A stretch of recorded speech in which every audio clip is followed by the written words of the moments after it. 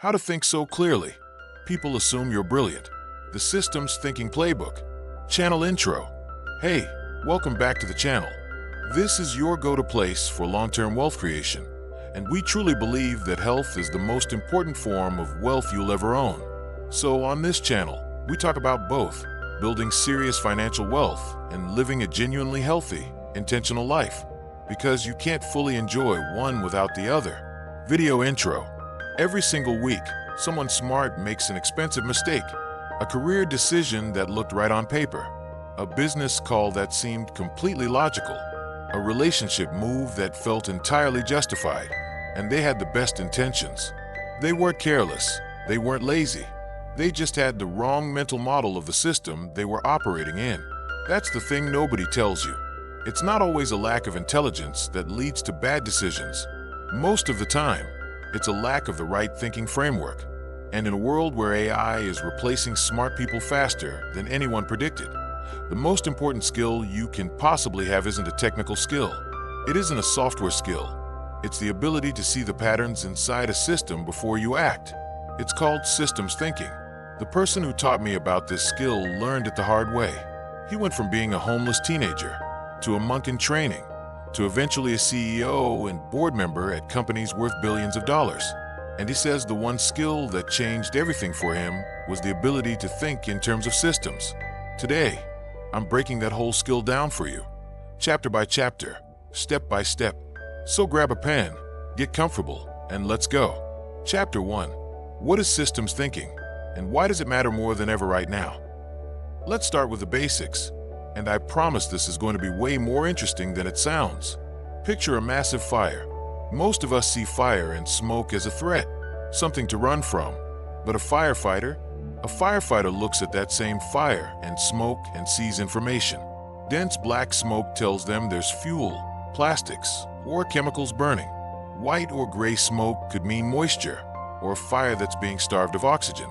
Every detail is a data point, and that data changes everything. Because if they open the wrong door or break the wrong window, they could accidentally feed the fire instead of containing it. That way of seeing, that's systems thinking. Systems thinking is the ability to see hidden patterns from the parts you can observe. The simplest way to understand a system is this. It's a set of connected parts that keep producing a pattern.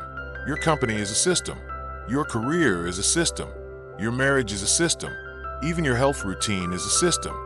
Here's a quick American example that makes this super tangible. Walk into any Starbucks. There are customers, a menu, a cashier, a barista, an espresso machine, a mobile app. Those are the parts. And those parts are connected by the flow of an order. Customer chooses, cashier enters, barista prepares, customer receives their latte. That whole flow is the system. And once you start seeing systems everywhere, you can start asking deeper questions. What are the hidden parts? How are they all connected? What patterns keep repeating? But here's where it gets tricky. Most people get confused when they try to think in terms of systems. And there are 3 very specific reasons why that happens. First, they don't know what kind of system they're actually in.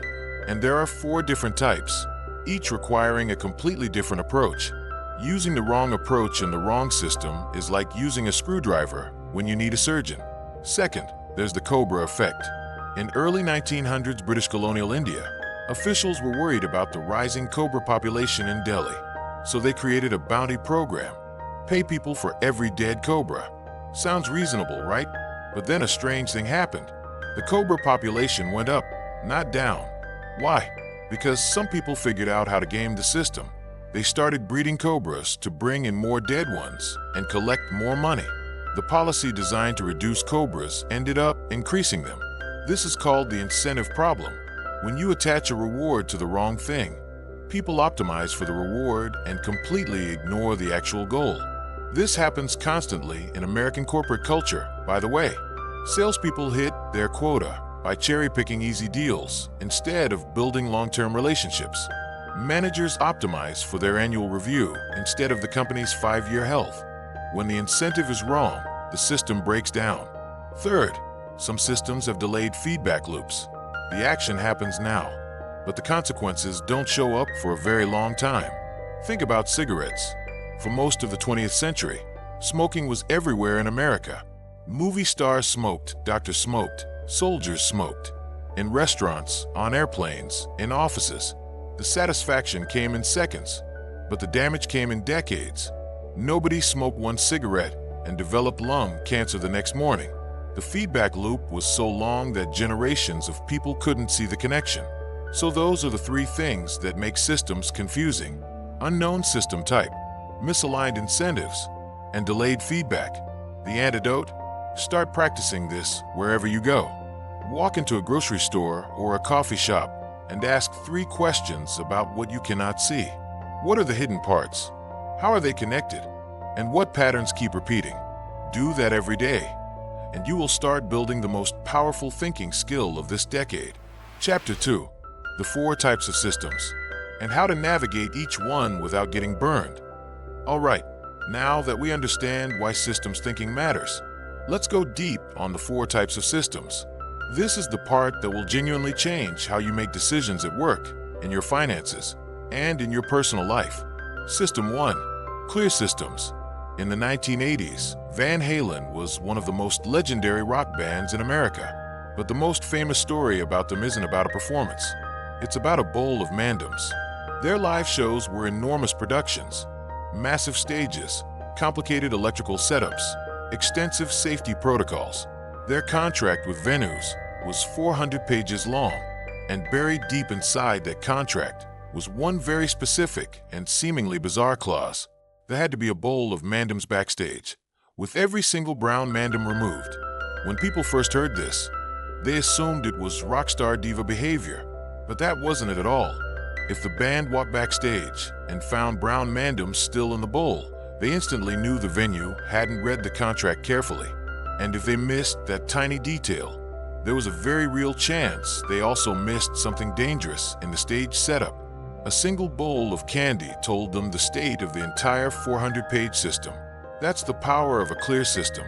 In a clear system, the relationship between cause and effect is directly observable. You follow the steps, you get the predicted outcome. No surprises.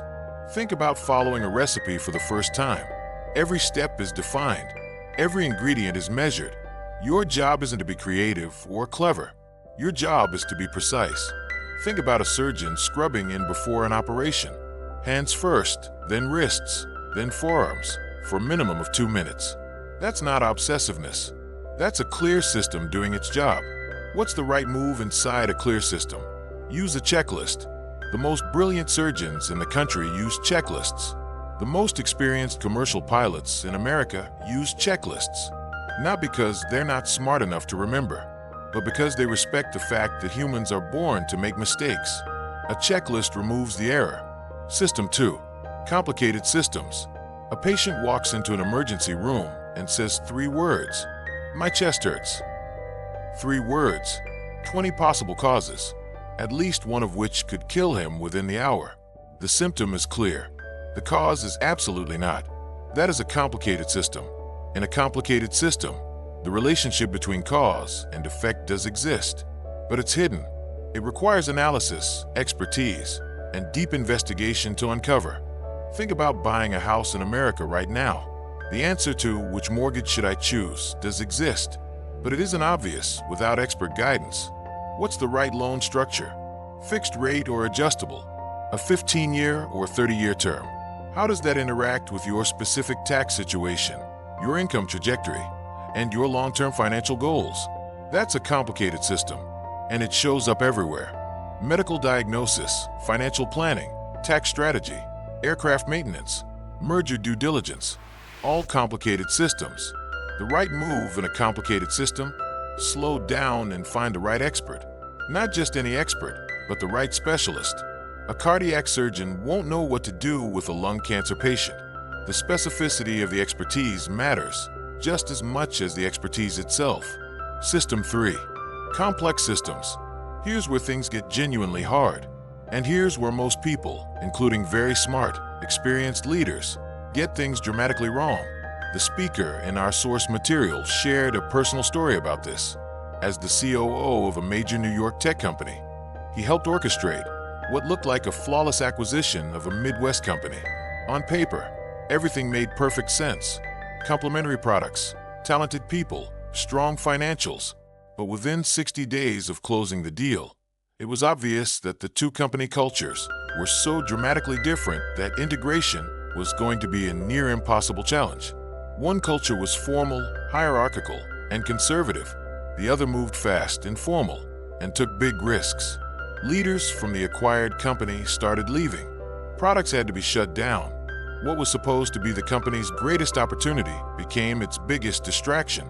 This is a complex system, and the defining characteristic of a complex system is this: cause and effect can only be understood in hindsight. You cannot know in advance what the outcome will be, no matter how much you analyze or how many experts you hire. Another example, implementing AI across an entire large organization. Hiring the right consultants to build the right technical roadmap? That's complicated. But asking 10,000 employees to actually change how they work and adopt new AI tools? That is complex. Will it succeed? Nobody knows. The results will only become clear over time. And every American parent understands this one. Raising a teenager is a complex system. What worked brilliantly last week might completely fail this week. Their body is changing. Their brain is developing. Their priorities are shifting daily. There's no checklist. There is no expert you can hire. You just have to keep trying, keep adapting. The right move in a complex system: run small experiments. Stay adaptable. Aim to be directionally right, not precisely right. Course correct as you go. System 4. Chaotic systems. In September of 1982, 7 people in Chicago died after taking Tylenol capsules that had been laced with cyanide. Nobody knew how widespread the danger was. Nobody knew which bottles were safe. Nobody knew how many more deaths were coming. That is a chaotic system. The link between cause and effect is completely broken. Information is incomplete, constantly changing, and deeply unreliable. Johnson & Johnson, the maker of Tylenol, had no time to analyze, no time to find experts, no time to run experiments or review checklists. All they could do was go into full crisis mode. They warned the public immediately. They pulled 31 million bottles of Tylenol from shelves across the country. Their entire strategy was stabilize first, understand later. When you're in a chaotic system, the biggest mistake you can make is analysis paralysis, waiting for the full picture before you act. Chaos doesn't care about your need for information. Like an earthquake, the moment it hits, there's no pattern to study. All you can do is act fast, create safety, and then, once the ground stops moving, start asking what happened and why. So here's the quick summary of all 4 systems and how to respond to each one. Clear system. Cause and effect are obvious. Follow the stable process. Use a checklist. Don't improvise. Complicated system. Cause and effect exist, but are hidden. Slow down. Analyze carefully. Find the right specialist. Complex system. Cause and effect only visible in hindsight. Run small tests. Stay flexible. Course correct. Chaotic system. Cause and effect completely broken. Act immediately. Stabilize first. Understand it later. Chapter 3. The DART Framework. How to figure out which system you're in. Here's the practical problem. Real life doesn't come with a label. Nobody knocks on your office door and says, "Good morning. Just so you know, what you're about to deal with today is a complex system. Yesterday was complicated. Adjust accordingly." You have to figure it out yourself. And to do that, you need a diagnostic framework. The one from our source material is called DART. D stands for deconstruct. Before you decide anything, break the problem down into its component parts. Look at the pieces that make up the system you're dealing with. Are those parts stable and predictable, or are they constantly shifting and changing? This first step tells you what you're actually working with. A stands for analyze. This is the most important step, and it centers on one single question. What is the relationship between cause and effect in this situation? If the cause and effect relationship is obvious and directly observable, you're in a clear system. If it exists but requires expertise and analysis to uncover, you're in a complicated system. If it's emergent, constantly evolving, and only understandable in hindsight, you're in a complex system. And if the relationship is completely broken and unpredictable, you're in a chaotic system. That one question, applied honestly. Tells you everything about what to do next. R stands for recognize. Ask yourself, have I seen this pattern before? Even if you haven't seen this exact situation, have you seen something similar? Pattern recognition across systems is an incredibly powerful skill. The more systems you've observed, the faster you can identify what kind of situation you're walking into. T stands for test. Before you commit to a full response, run the smallest test you possibly can. A quick pilot, a small experiment, a low-stakes trial. This is especially important in complex systems, where the only way to learn is through experimentation. The one exception, if you're in a chaotic system, in chaos, there is no time to test. You move immediately. Deconstruct, analyze, recognize, test. DART, that's your diagnostic tool for every difficult situation life throws at you. Chapter 4. The feedback loop you're probably not seeing, and why it's the most important one. Okay, we've covered the 4 systems and the DART framework, but there's one final piece of systems thinking that is, arguably, the most powerful of all, and it's the one most people never even think about. Here it is. Every system you live inside is quietly training you. Your job is training you. Your social circle is training you. Your daily habits are training you. The company you work for, the neighborhood you live in, the content you consume every day, all of it is shaping who you're becoming, slowly and invisibly. That is a feedback loop, and most people never see it. Here's why. From inside the system, you usually can't see what direction it's taking you. It's like sitting in a train at a station, and the train next to you starts moving. For a moment, you genuinely don't know if it's your train moving or theirs. The sensation is identical from inside, but for someone standing on the platform, there's no confusion at all. They can see exactly which train is moving and which one is standing still. The challenge is figuring out how to have the perspective of the person on the platform, even when you're the one inside the train. There are 3 ways to do it. Mentors. A mentor is someone standing on the platform, someone outside your world, outside your system, who has no personal stake in your story. They can see your train from a completely objective vantage point. In America, the highest performing executives, athletes, and entrepreneurs almost always have coaches and mentors. Not because they can't figure things out themselves, but because they know the value of an outside perspective. Data. Numbers don't have feelings. Numbers don't care about your narrative or your self-image or what you want to believe is true. The data shows you what the system is actually doing versus what you believe it's doing. Track your actual results. Your income trajectory, your savings rate, your energy levels, your relationship quality over time. Whatever system you're trying to improve, find the data that honestly reflects its output. Time. Time is the ultimate truth teller. It doesn't lie and it doesn't flatter. A powerful habit is to regularly compare yourself to where you were a year ago, 6 months ago, even just a month ago. Are you actually moving? And if so, in which direction? That comparison cuts through self-deception faster than almost anything else. Mentors, data, and time. Any one of those 3 tools can tell you if you're actually moving forward, or if you're standing still while the world moves past you. Chapter 5. The Ferrari and the Toyota. Breaking out of the binary trap. One more idea before we wrap up, and this one might be the most mind-expanding of everything we've covered. Conventional business thinking tells you there are only 2 options. You build a Ferrari or you build a Toyota. You build a high-margin luxury product for a small audience, or you build a high-volume, affordable product for the masses. Binary, one or the other. But most of those binary choices, they're not limits of reality. They're limits of system design. Take Apple. Apple makes roughly 350 iPhones every single minute. Not every hour, every minute. That's a luxury product delivered at mass market scale. By traditional business thinking, that shouldn't be possible. But it exists because Steve Jobs and Tim Cook spent 20 years building a system the world had never seen before. They refused to accept the binary choice. And the same principle applies to your own life. The system inside your own head. The story you've accepted about who you are. What you're capable of. What's realistic for you. That story is part of your system too. And like any system, it can be redesigned. It can be reimagined completely. The limits you've accepted might just be limits of the current design, not limits of what's actually possible. The world will meet you at the level of your own audacity and belief. You don't have to choose between being the Ferrari or the Toyota. You can build something entirely new.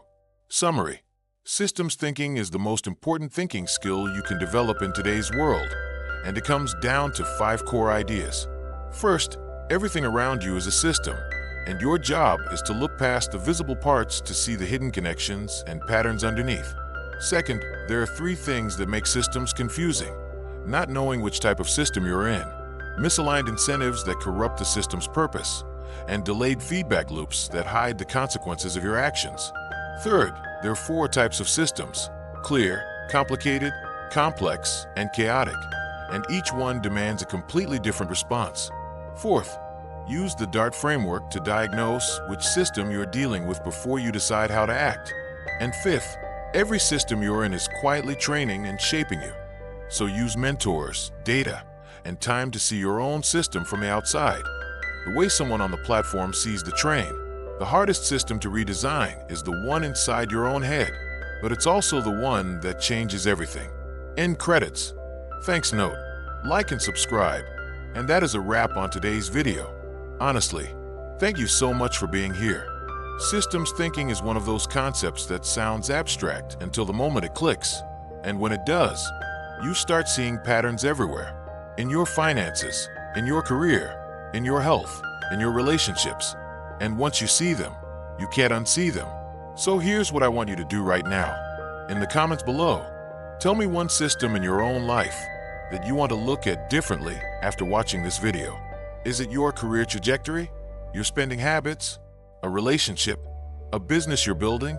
Drop it in the comments, because writing it out is the first step to actually working on it. If this video gave you something useful today, please hit that like button right now. It genuinely helps this content reach more people who need these ideas.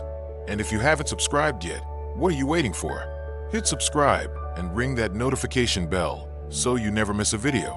Every week on this channel, we bring you content that helps you build real, lasting wealth and live a genuinely healthy, intentional life. Because those 2 things, wealth and health, together are the real goal.